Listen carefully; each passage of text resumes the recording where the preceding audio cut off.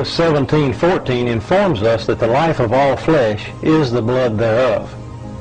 Once again, scientists are finding out that the truths of Scripture are far more literal than they ever imagined.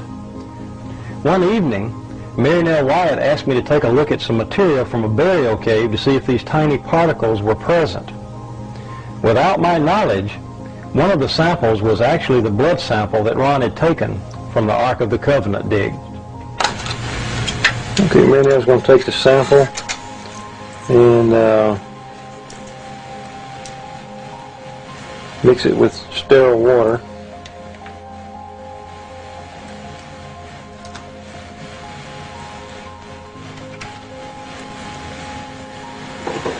And a test tube there that we've... The sample was placed under the microscope, and as the specimen began to come into focus, thousands of tiny particles, somatids if you will, became plainly visible. At that time, Marinelle, who was standing behind me, began to weep.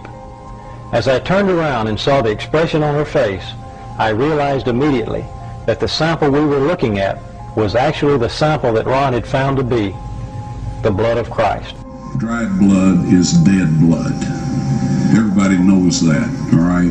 They can test the blood of the pharaohs, the mummies of the pharaohs, all right? There's certain things they can do.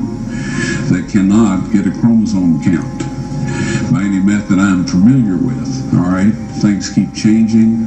I don't profess to know everything.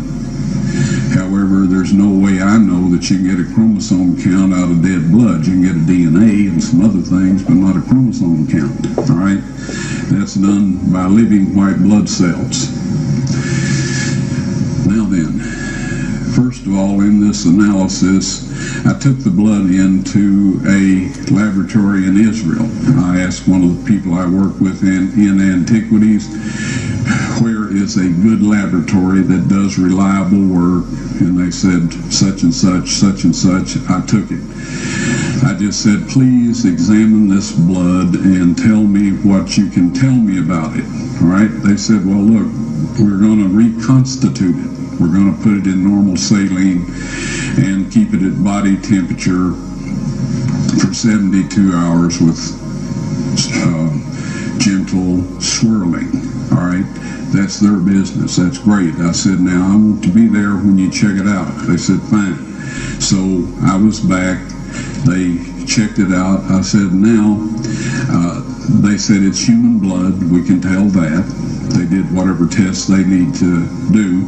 And then I said, take some of the white blood cells and put them in a growth medium and keep them at body temperature for 48 hours. And they said, well, that'll do no good because it's dead blood. I said, would you please do that for me? And they said, okay, we'll do it. So anyway, I said, I want to be there when you take it out and examine it. So I was back there. They took it out, examined it under a microscope, and the one technician called the other one over there, and then they called the boss over there, and they were talking Hebrew a mile a minute there for a little bit, and they looked at me and they said, Mr. Wyatt, this human blood only has 24 chromosomes in it. Everybody else has 46. You see, 23 from your mother, 23 from your father, 22 autosomes from your mother, 22 autosomes from your father. You get an X from your mother, you may get an X or a Y from your father, all right? This blood had 23 chromosomes from the mother's side, one Y chromosome only. You see, the child could not have developed if they hadn't had the autosomes from the mother. So all of his physical characteristics were determined by his mother's side of the family, her autosomes. His maleness was determined by this one Y that came from the source, not a human male. Then they said, this blood is alive. And then they said, whose blood is this?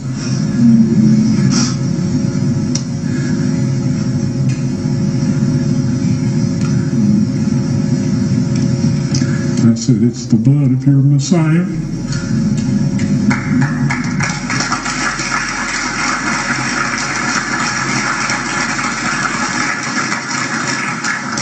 and I assure you those men's lives have changed.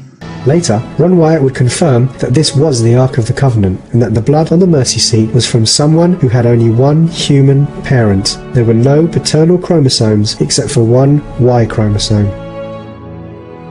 Jesus was God's only begotten Son, just as he said he was.